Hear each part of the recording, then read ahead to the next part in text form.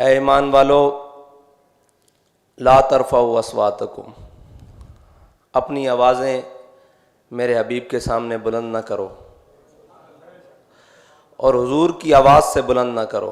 یہ جب آیت مبارکہ نازل ہوئی تو جناب صدیق اکبر نے عہد کیا، افضل الخلق بعد الانبیاء، خلیفہ بلا فصل، آپ نے عہد کیا کہ اب کے بعد میں حضور سے ایسے بات کیا کروں گا جیسے راز کی بات کی جاتی ہے، اتنی آہستہ۔ اور حضرت عمر رضی اللہ تعالیٰ عنہ حضور سے اس طرح بات فرماتے کہ سید عالم صلی اللہ علیہ وسلم کو دوبارہ پوچھنے کی حاجت آتی، مطلب اتنی آہستہ۔ جب یہ آیت نازل ہو گئی تو صحابہ کرام نے اس پر سب نے عمل شروع کر دیا۔ صرف میرے رب کو اتنی بھی بات پسند نہیں کہ میرے حبیب کی آواز سے کسی کی آواز بلند ہو جائے۔ اور سامنے کون ہے؟ رضی اللہ عنہم ورضوا عنہ، جن سے اللہ راضی اور وہ اللہ سے راضی۔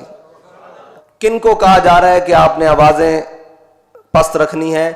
کہ جن کے عمل کے بارے میں سید رسول اللہ صلی اللہ علیہ وسلم نے خود فرمایا میرے صحابی نے جو ایک مٹھ جو اللہ کی راہ میں خرچ کیا، اگر کوئی اس کے بعد احد پہاڑ جتنا سونا بھی خرچ کرے تو وہ برابر نہیں ہو سکتا۔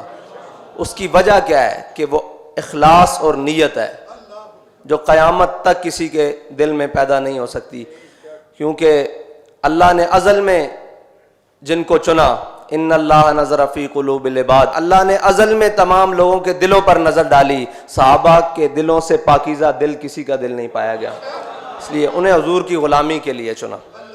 نبی کریم صلی اللہ علیہ وسلم کے بارگاہ میں اونچی اور چلا کے بات کرنے والوں کے لیے بہت وعیدیں اللہ تعالیٰ نے قرآن پاک میں نازل فرمائیں۔ اسی طرح یہ مسئلہ ہے ادب کا، اور اس بارگاہ خاص کا ادب جس کے بارے میں عزت بخاری نے کہا کہ ادب گاہے زیر آسماں عرش نازک تر، اور نفس گم کردہ می آیت جنید و با یزیدی جا۔ ہمارے قائد یہ حدیث پاک سنانے کے بعد فرماتے تھے نفس گم کردہ می آیت ابو بکر و عمر ہی جا، کہ یہ وہ بارگاہ ہے کائنات میں جہاں پہ ابو بکر و عمر بھی اپنا سانس روک کر بیٹھتے ہیں، اتنی نازک بارگاہ ہے۔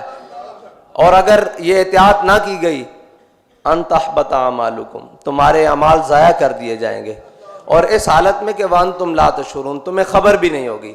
یہ جو حضور کی بے ادبی، گستاخی اور اس طرف جاتا ہے، پھر اس کو آپ ہزار لاکھ دلیلیں دیں، وہ قرآن کی نص قطعی ہے کہ وانتم لا تشعرون میں داخل ہو جاتا ہے، پھر اس کو خبر ہی نہیں کہ اس نے کیا کرنا ہے۔ ادب پہلا کرینہ ہے محبت کے کرینوں میں، ادب کے سوا کچھ بھی نہیں۔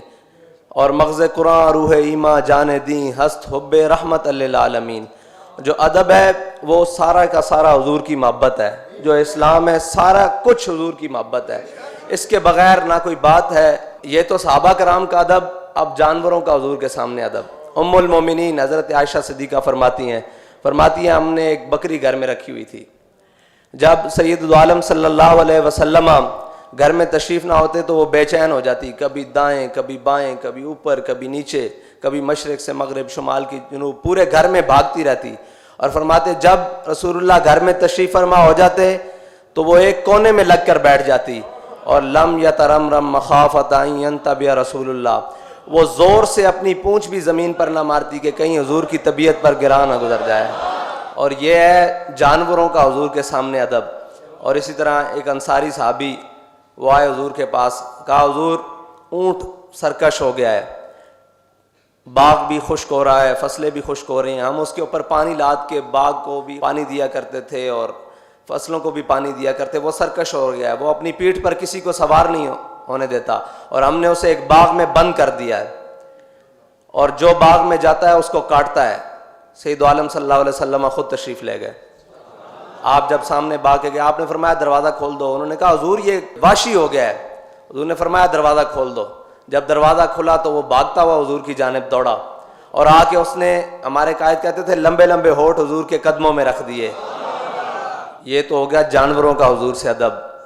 اور معاہدہ حدیبیہ کے دوران جب معاہدہ لکھا گیا تو اس پر لکھا گیا ھذا ما کتب علیہ محمد رسول اللہ، تو قریش نے جو ان کی طرف سے معاہدہ کرنے والے افراد تھے انہوں نے کہا کہ یہ تو جھگڑا ہی ختم ہو جاتا ہے کہ اگر ہم آپ کو محمد رسول اللہ مان لیں، تو انہوں نے کہا یہ محمد ابن عبداللہ کریں اور رسول اللہ آگے سے مٹائیں۔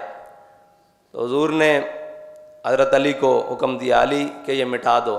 فرمایا لا امحو کا ابدا، حضور علی آپ کا لکھا ہوا نام نہیں مٹا سکتا۔ اللہ کے حکم ہے، حضور نے فرمایا علی مٹا دو، لا امحو کا ابدا، قیامت تک علی آپ کا لکھا ہوا نام نہیں مٹا سکتا۔ اور جہاں میرے آقا و مولا کا نام لکھا ہوگا قیامت تک کوئی مولا علی کا غلام اس کو مٹا نہیں سکتا۔ یہ ہمارے لیے ہے نا سب کو۔